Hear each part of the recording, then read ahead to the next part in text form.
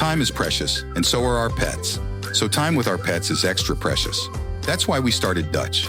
Dutch provides 24/7 access to licensed vets, with unlimited virtual visits and follow-ups for up to 5 pets.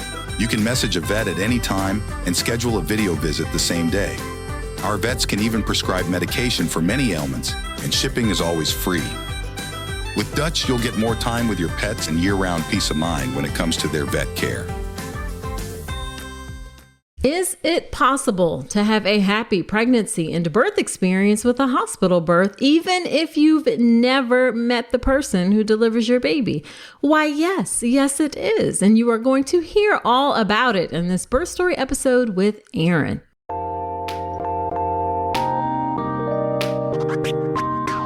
Welcome to the All About Pregnancy and Birth podcast. If you're having a baby in the hospital, you are giving birth in a system that too often takes away power from women over what happens in their own bodies. I'm Dr. Nicole Calloway Rankins, a practicing board-certified OBGYN who's had the privilege of helping well over 1,000 babies into this world. I've been a doctor for over 20 years, and I'm here to help you take back your power, advocate for yourself, and have the beautiful pregnancy and birth that you deserve. This podcast is for educational purposes only, and it's not a substitute for medical advice. Check out the full disclaimer at drnicolerankins.com/disclaimer. Now let's get to it.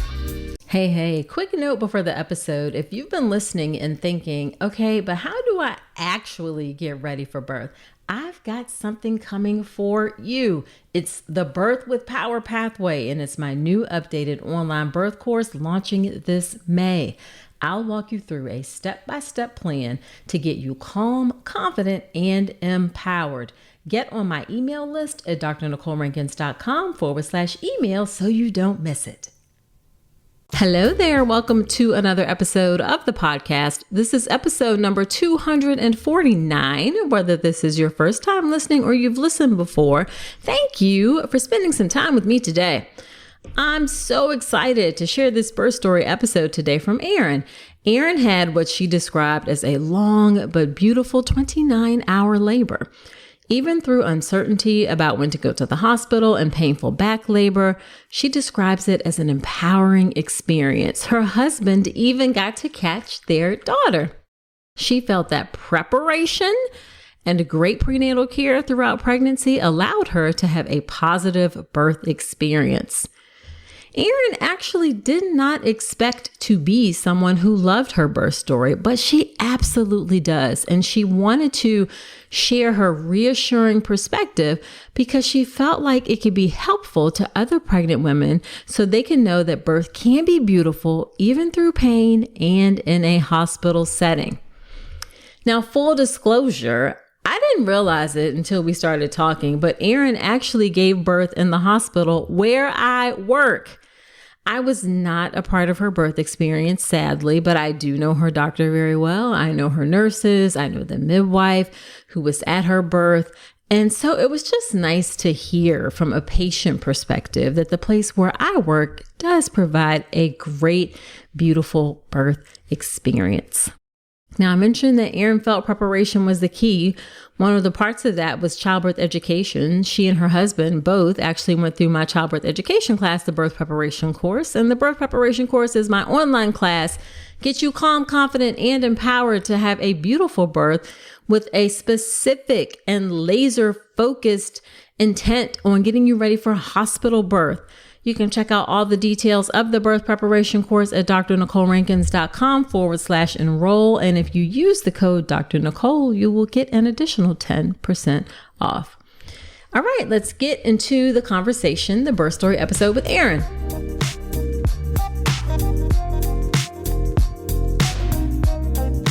Thank you so much, Erin, for agreeing to come onto the podcast. We were talking before I started recording, and I can't believe it. I'm realizing not only are you in my city, but you gave birth at the hospital where I work. So this is going to be interesting. I'm excited. Yeah. So why don't you start off by telling us a bit about yourself and your family? Well, so my name's Erin, obviously. Sorry, I get so used to doing like my work intro. Yeah, no worries. So I'm married to my wonderful husband, Chris. We've been married for 2 years, and we have a beautiful 20-month-old daughter. Hartley. She's named after my grandfather. So Oh, I love that. And we Yeah, have that's a sweet our name. cute little dog Minnie. So that's my little family. Yeah. Okay, awesome. And if you want to share what you do for your work, you can. Yeah, I'm a visual merchandising director for Target. So I make all the stores. I make sure they're all pretty. Alrighty then. I'll have to tell my girls who love Target, of course, that you're the one who helps make Target look pretty. Yes. It's a cool job for sure. Yeah, that is a cool job.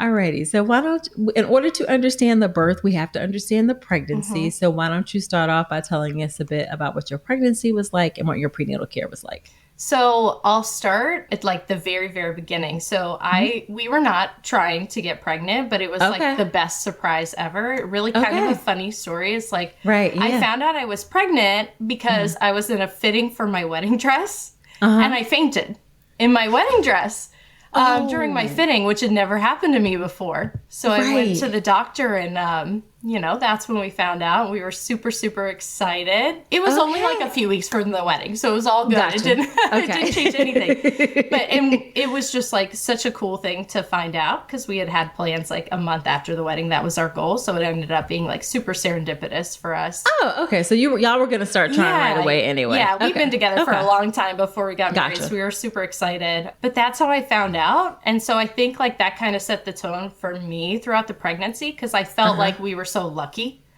So I felt really anxious and nervous the whole time because I almost felt like we got too lucky, if that makes sense. Yeah, it makes 1,000% makes sense. So I feel like I had like heightened anxiety because of that throughout my pregnancy. But overall, I'd say I had a really good pregnancy. Nothing too crazy. Like the first few weeks, I had a lot of nausea, but no morning sickness, and then a ton of food aversion. So I think I lived on like bread and ginger ale for a couple weeks for sure. Gotcha. So the beginning was a little harder, but nothing crazy.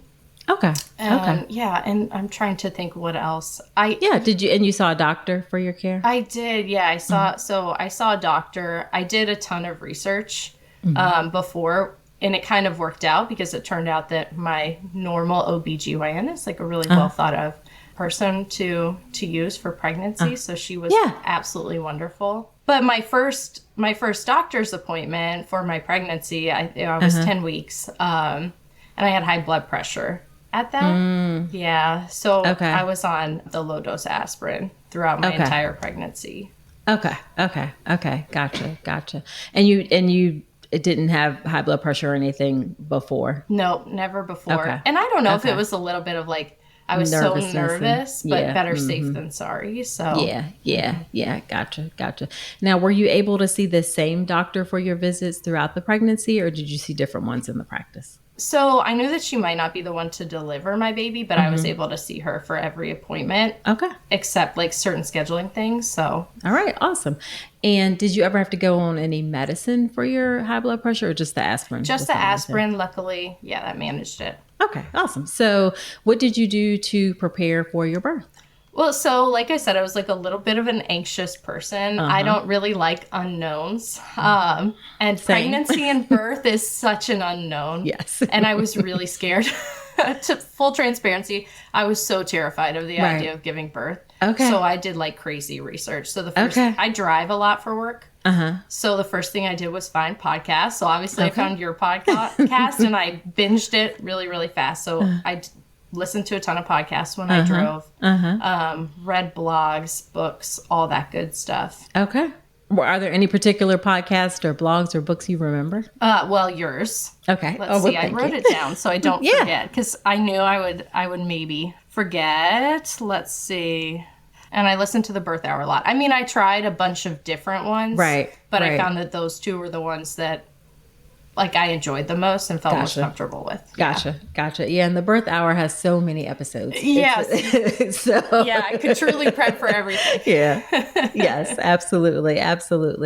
And then what did you do did you take any childbirth education classes or anything like that? Yeah, so I did a lot of things. I took the hospitals class. And honestly, it was good. Like, there was nothing wrong with it, but we just struggled with the scheduling thing, the having to sit for a few hours. So we did your birth class. Okay. And I loved it because I could like listen to it in the car too, as opposed to having to sit down. Right. And since I drive so much, my husband was actually engaged and interested in it. So that's what we did from a learning perspective. Yeah. Awesome.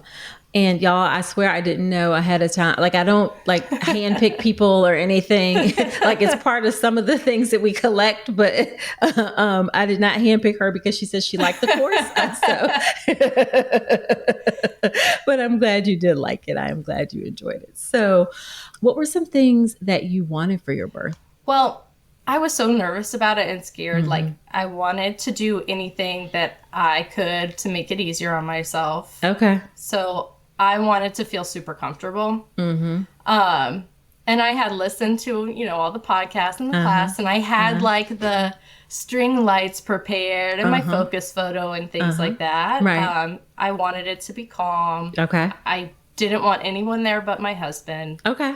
Kind of didn't go that way. Did you think about a doula at all? I actually had a postpartum doula. Oh, we'll talk about that. Yeah, we'll talk about that. So you said it kind of didn't go that way. We'll get into that. But is there anything else you wanted? Like, a lot of people these days, and this has gotten to be more routine, thankfully, but like delayed cord clamping and skin to skin and things like that. So I wanted delayed cord clamping. I wanted skin to skin. I wanted the golden hour. And the cool thing was that I found out that was like standard procedure. Yeah. Where I delivered. So I didn't even have to really put that in my birth plan. Yep.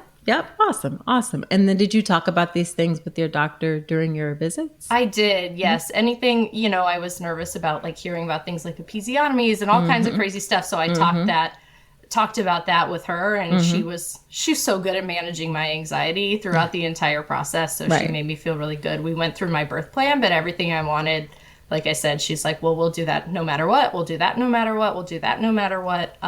So yes, she made me feel really good about. Yes. And that helps to set the tone going into things. It makes you feel so much more comfortable. Exactly. Yeah. And then you said you were scared. Is there anything in particular that you were really scared about? I was worried about the pain, honestly. No one can really describe a contraction. Yeah. And then I felt like the whole pregnancy, I would hear like people either push for like, it's going to be this totally medical process or it's going to be this totally, I don't know, unmedicated, natural, beautiful process. And I was like, I just don't know if I buy that. Right. And so I was really nervous about what would it actually be like. And it turned out to be totally opposite of what I thought it would be. So Okay. All right. Well, let's get into it. What happened with your labor and birth? How did everything go? My goodness. So my daughter came exactly 1 week early. Okay. So it's so funny because I was on these calls at work too, and I was supposed to be doing all these things the next day after these calls, and I went into labor and I couldn't do any of those things. Isn't that, of course, that's how it happens. But it's so funny because during the early stages of labor, I'm like texting all these people at work, like, I'm so sorry, I can't get you your sides. My boss was like, stop. Yes. Like, stop. You're having a baby. It's going to be okay. Yes. Yeah. But I went into labor like almost exactly at midnight. So went to bed, and I started feeling like I had like a Charlie horse kind of in my abdomen is how I would describe it.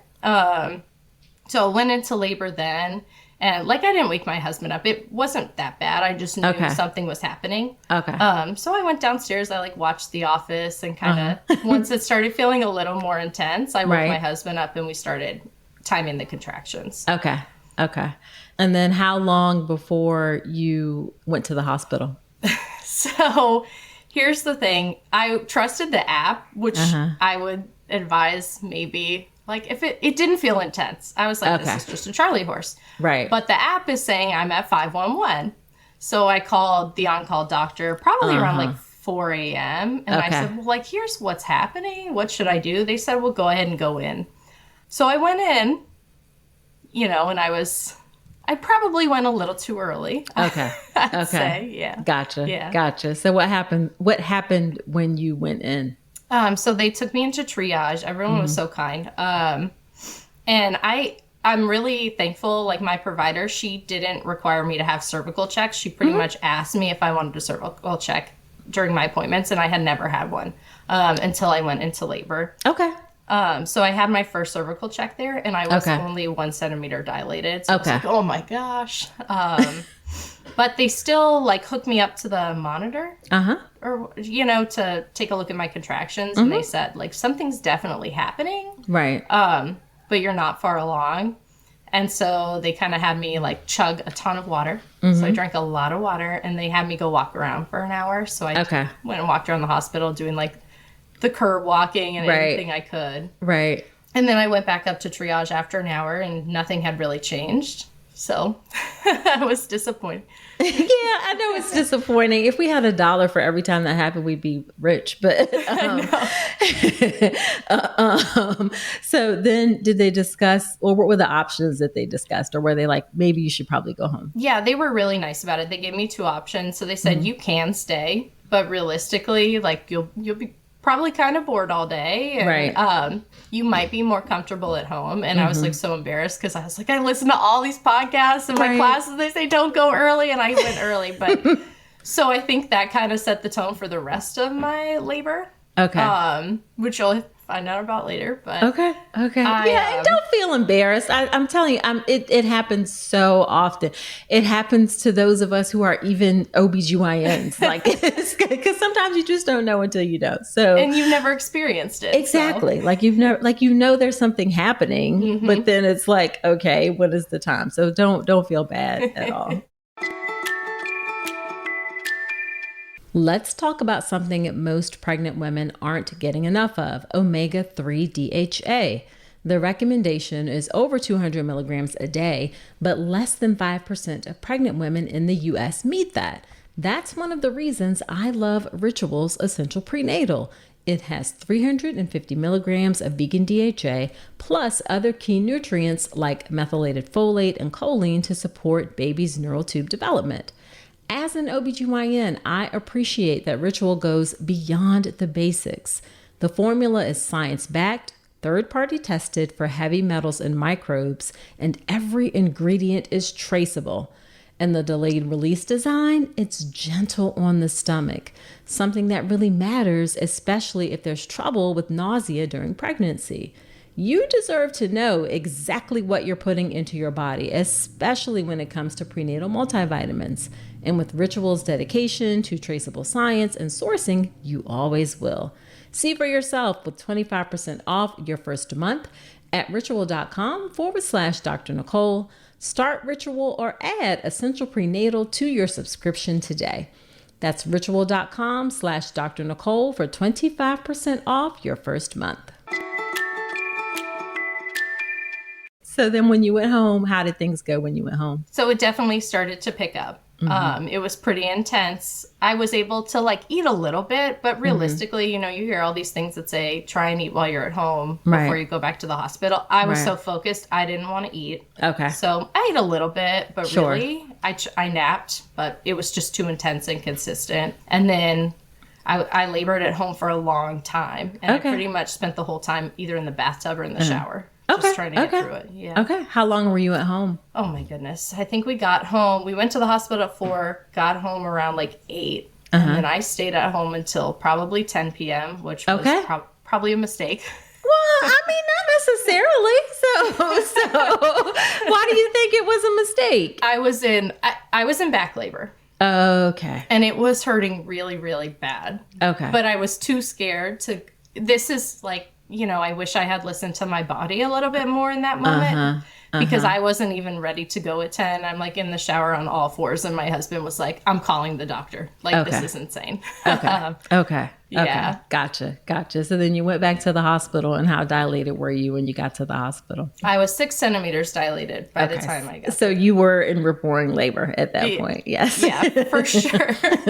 I could barely make it from the parking lot to the labor and delivery. So were you still worried that maybe this isn't it, or just? I think I was. Yes, my husband knew, and I had a TENS machine, and I had it on my back, and I had it all the way up, and I think my brain was just in denial or something. Okay. Yeah. Okay.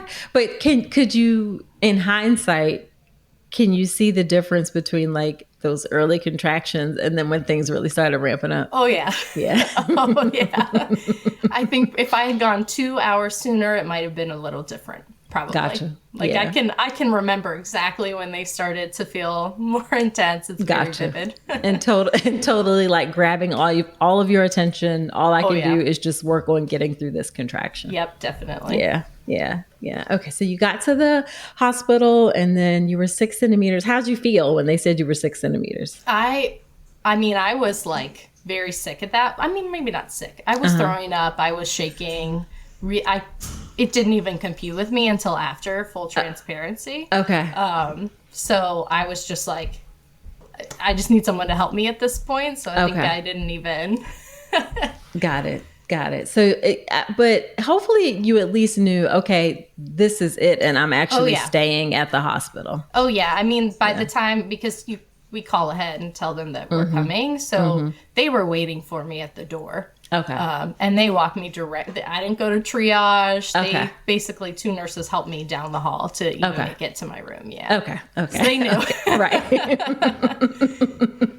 Alrighty. So then what did you decide to do for pain management? I always knew I wanted an epidural. Okay. I was a little nervous about it, but I was so afraid of the pain. Got it. Which in hindsight, like, I don't think I wouldn't be as afraid next time. Like, I know what to expect for sure. I wouldn't wait so long to manage the pain, but, I did get an epidural, and my anesthesiologist is like my hero. I remember his name. I remember everything about him. It was amazing. Now I'm curious, who was the anesthesiologist? Dr. Estes. Yes, he is. He is retired, but he is. No. Yeah, he retired, but he is a magician with epidurals. So. He was also so kind because I was throwing up. And I was shaking, and all I'd heard was like, you have to stay still, you have to stay still. And I think in my brain, I kept going, Dr. Estes, I can't stay still. I can't stay still. He's like, it's okay, I got you. He was being so nice to me when I was like panicking. I know it's his job, but I will never forget that kindness. So Yeah. Well, not every anesthesiologist is kind like that. So I'm glad you had a good experience. So did the epidural work well? Oh, yeah.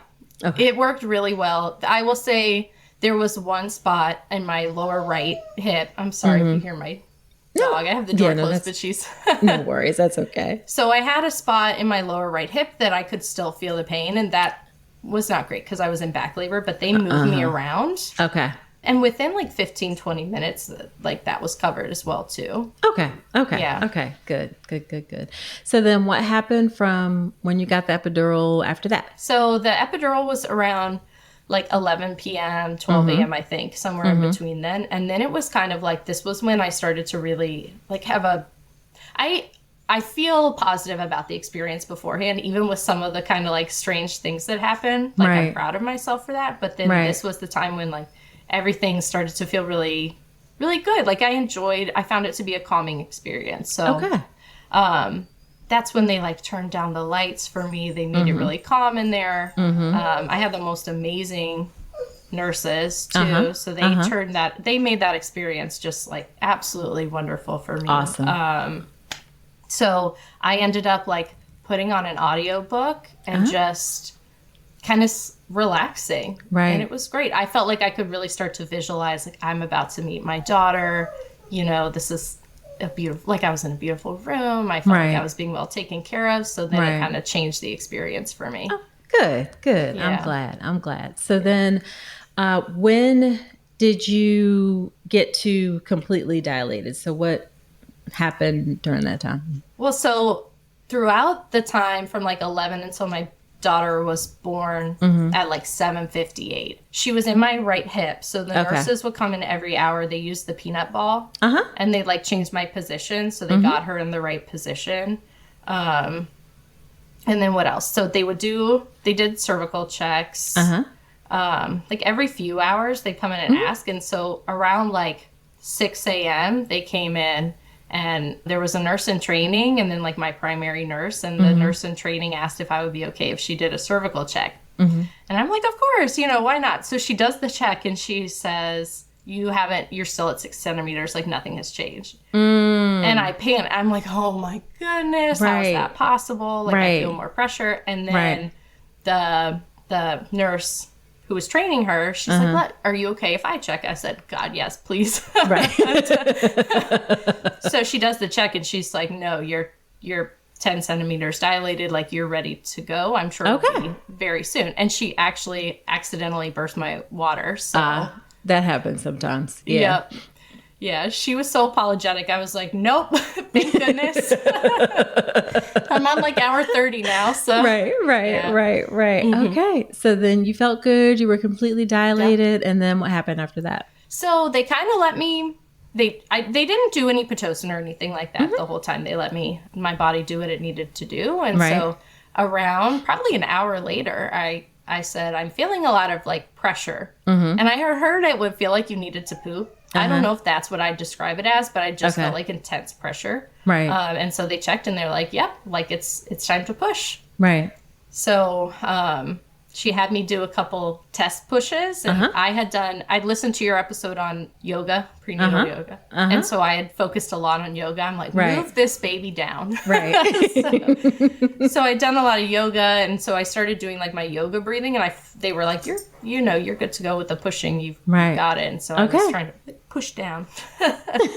Got it. So how long did you push? So I pushed for about 45 minutes. Oh, that's not long at all. Yeah, I didn't have to push long. And it was like this weirdly joyful experience for me. And I don't know that many women would describe it as that. Like, I love to tell this story.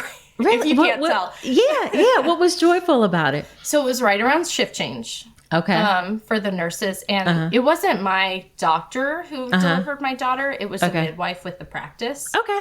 But it ended up that the nurses who cared for me overnight, they wanted to stay and like help me deliver my baby. So I think my husband and I were talking about this in county. We had like 6 people in the room. So I had 2 midwives and then I had 4 nurses in the room. They were like a cheering squad. Right. We were just chit-chatting like in between pushes. Right. And the coolest part was like the midwife. I thought my husband would struggle, but he was excellent. And they were like, do you want to catch the baby? Right. And so they let him catch the baby too, so he got to be like a big part of the experience. But the whole that's time, really nice. It was awesome. We were chatting, we were joking. Right. Like, I felt good. I felt so supported and safe in that moment. Right.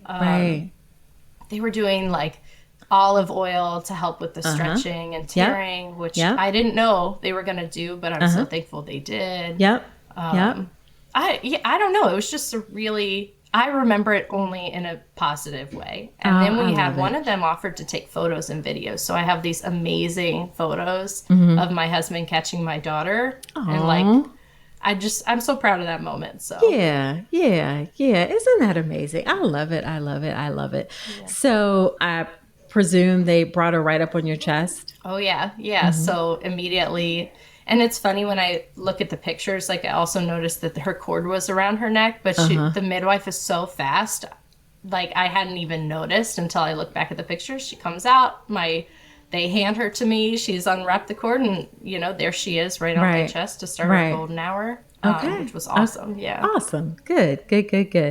And did you have to get any stitches or anything like that? I did. I had one first degree tear. I can't remember. Oh, okay. Yeah, that's about as minor as you can get. Yeah. So, and like the epidural, like I said, was great. So I didn't feel like the ring of fire or anything when she was born. I didn't feel the stitches. I was just kind of like euphoric because I was holding, my daughter. So right. Awesome. And then delayed cord clamping and everything, of course. And then the one thing too that I forgot to mention that I did ask for too was at the end of the golden hour, I wanted to breastfeed, so I asked if they'd help me latch her too right at the end, which they also did for me. Okay. Good. And then did she stay in the room with you? She did. Yeah. I kept her in the room. They offered the nursery, but I don't think I wanted her to at that point. So exactly. Yeah. And then what was the postpartum period like in the hospital? And then I guess once you got home, let's start within the hospital. What was postpartum like? So the hospital, it's the same thing. I think I just was lucky that I had such a great care team. They came and checked on me every hour, which is hard at nighttime. But I found it really hard to sleep anyway, because I think I like the adrenaline. I don't know. Sure.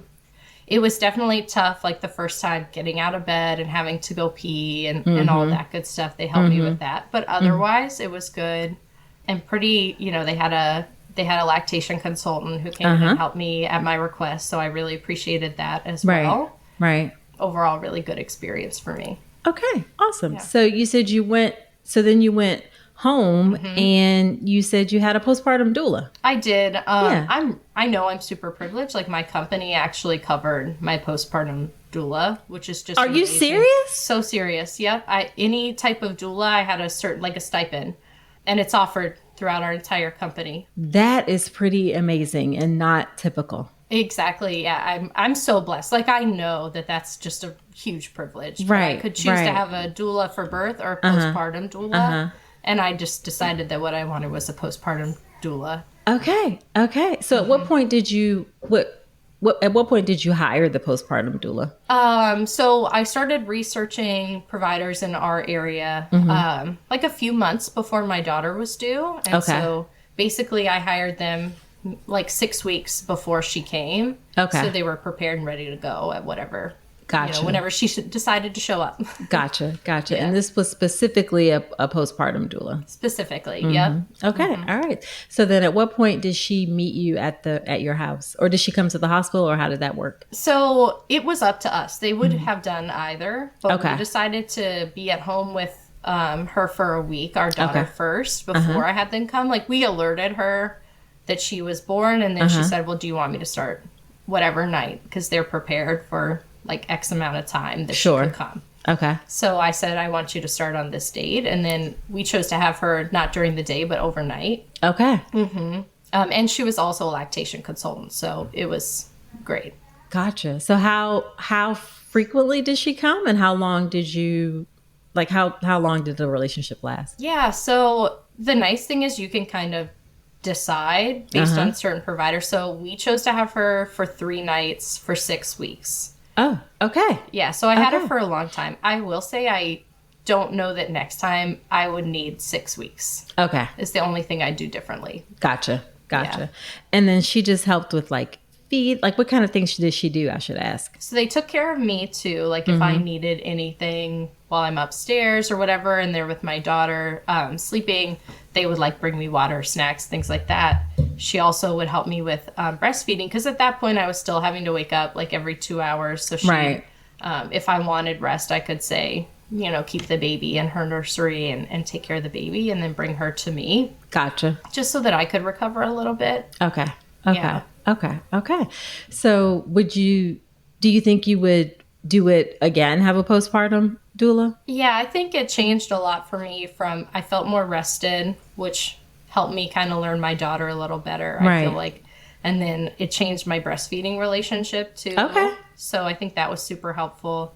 And then they taught me so many things. So it was 2 women, by the way, that would like alternate. Okay. And they taught me like tricks for gas and I was so slow with changing a diaper way back then. Now it's like a toddler and it's a whole different ballgame, but they taught me how to change a diaper really quickly. Right.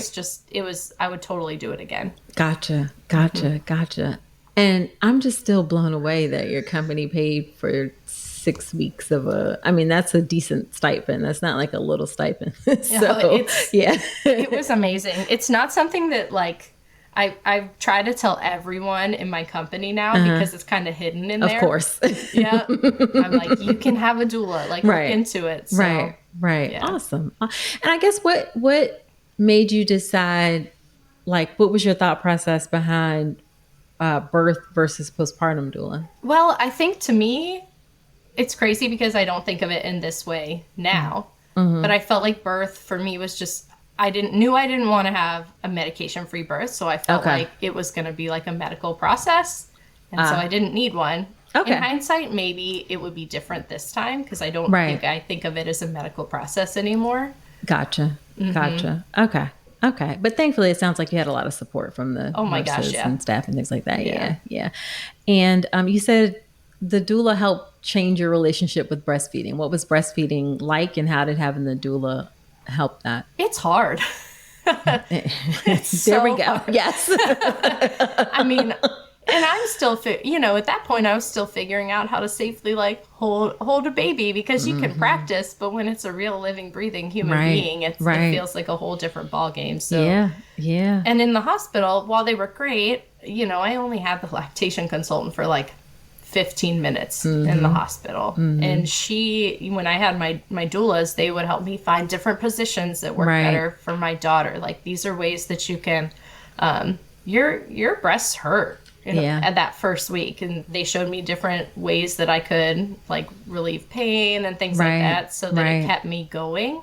And then it ended up being I breastfed my daughter for 12 months. So it ended up being great. Gotcha. And I don't know if I would have kept going if I hadn't had that support. Gotcha. Okay. Yeah. And then how much time from work did you take off? Again, I'm pretty lucky. I got 16 weeks off. Okay. It still doesn't feel like enough. But I got a lot of time with my daughter. And then my husband also is very lucky. He got 10 weeks off. Okay. Oh, nice. Yeah. So she was home with at least one parent for almost 6 months of her life. Okay. Oh, so did you all stagger your leave? We did. Okay. Yeah, that makes sense. So I think I know the answer to this question, but how do you feel about your birth experience? I love this story because it was totally opposite, even with the pain and the back labor and whatever. I'm so proud of myself and my body for what it was able to do. So for me, it was nothing but a positive experience. Like, I only have happy memories of it, and I'm so thankful. Right. Oh, everybody deserves to feel that way, like regardless of, you hope everybody has happy memories. So that's wonderful. So then as we wrap up, what is your one piece of advice, one thing you would tell someone who's having a baby? Well, so for birth, I'd say trust your body. And, if something feels off, it's probably off. And then also know that your body knows what it's supposed to do. So you don't have to be afraid, Love it. Because that was my thing. I was so afraid. And then it's like, why was I so scared? My body knew what it was doing. So. Gotcha. Yeah. I love it. So where can women connect with you? You can say nowhere if you're not on social media or anything like that. Yeah, I'm not a big social media person. Yep, totally fine. There we go. All righty. Well, thank you so much for agreeing to come on and share your story. And I talk a lot, and I know I work at a place that treats people well, but it's just nice to hear from the other side, someone who actually had a birth experience there, that everything went great. Yeah, I will never have a baby anywhere else. Oh, I love it. Yes. Wasn't that a great episode? It's so nice to be able to hear again that the place where I work also, from the patient perspective, does well with giving people a great birth experience. Now, after every episode when I have a guest on, I do something called Dr. Nicole's Notes, where I talk about my top takeaways from the conversation. Here are my Dr. Nicole's Notes from my conversation with Erin. Number 1, those pregnancy apps can be quite helpful, but I want to echo what Erin said, to trust yourself, trust your body, trust your instincts. She knew that things weren't quite intense yet when she went to the hospital the first time, but she went in because the app said it was time for her to go because of the 511 rule. And the 511 is just some guidelines for contractions that are 5 minutes apart or less, that are lasting for a minute, and they've been that way for at least an hour. Now, I've actually seen this on the flip side, where things weren't quite that 511 rule yet. Like maybe the contractions were 7 minutes apart and they weren't quite lasting a minute, but they were crazy intense and ramping up fast. And I've seen on a few occasions where people ignored that in their bodies because it wasn't the quote 511 rule. And then by the time they got to the hospital, they were like 8 centimeters or 9 centimeters or about to have the baby. And it was quite overwhelming, actually, because things didn't unfold the way they anticipated and they felt like they had no control over things. It was just all very rushed. So listen to your body and know that you can trust yourself. You can trust your instinct. These things are guidelines. They are not hard and fast rules. Okay, number 2. I'm going to shout it from the hilltops forever and ever. You need to do some childbirth education. Childbirth education is so important to help you be prepared for your birth and help you to weather the things that can happen during your birth. And in Erin's case, everything went well. And maybe I'm not going to say she didn't need childbirth education. Maybe she didn't have to put all of the things into practice that she learned, but she didn't know that going into it. And when she went into it prepared, when she went into it having discussed her birth plan, her wishes already with her doctor, that just set her up to be in a better frame of mind, in a better mindset when she went into her birth, because she knew she was going into an environment where people supported the things that were important to her. I firmly believe that mental space to feel more reassured that you have good support, a good doctor, a good hospital on your side, helps your body to work better because you're not carrying that extra stress. And that is where childbirth education is so important. And in her case, childbirth education was also great because her husband went to it as well. Sometimes your partner ain't trying to go out to classes, or the schedule is difficult, which is where something like my class, an online class, comes in handy, the birth preparation course. Again, that's drnicolerankins.com/enroll, where you can check it out. But really, please do some childbirth education, good quality childbirth education. If it's not mine, do something, because it is so, so important. And then the final thing I want to say is a word about postpartum doulas. I so love how Erin put some thought into when a doula would be most helpful for her. In her case, she felt like a birth doula wouldn't necessarily be as helpful. So she felt like she could use that amazing benefit, by the way. Can we talk about that? Everyone should have that amazing benefit through her job of having a doula and putting it towards a postpartum doula. Now, one thing I'll say, in her case, she said the doula came 3 nights a week, I believe for 6 weeks. People think they can't afford a postpartum doula. Like, you hear that and you're like, well, I can't afford that.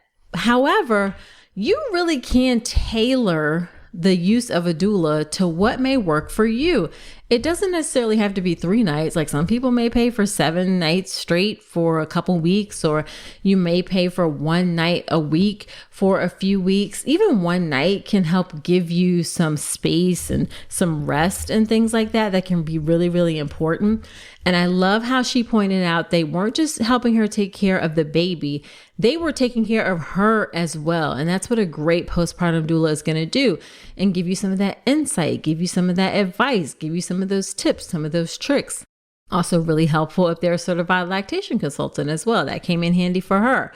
Now, if you want to learn more about a postpartum doula, check out episode 115 of the podcast, Preparing for Life with a New Baby, with postpartum doula Valerie Trumbauer. That's a great episode. You can check it out at drnicolerankins.com/episode 115. So there you have it. Please share this podcast with a friend. Also subscribe to the podcast wherever you are listening to me right now. I so appreciate it. And do check out the birth preparation course, my online childbirth education class that will get you calm, confident, and empowered to have a beautiful birth with a focus on the hospital. That's drnicolerankins.com/enroll. Use the code Dr. Nicole to get an additional 10% off. So that's it for this episode. Do come on back next week, and remember that you deserve a beautiful pregnancy and birth.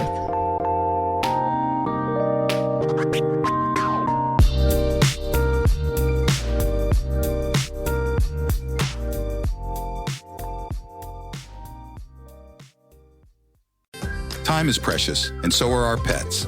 So time with our pets is extra precious. That's why we started Dutch. Dutch provides 24/7 access to licensed vets, with unlimited virtual visits and follow-ups for up to 5 pets. You can message a vet at any time and schedule a video visit the same day. Our vets can even prescribe medication for many ailments, and shipping is always free. With Dutch, you'll get more time with your pets and year-round peace of mind when it comes to their vet care.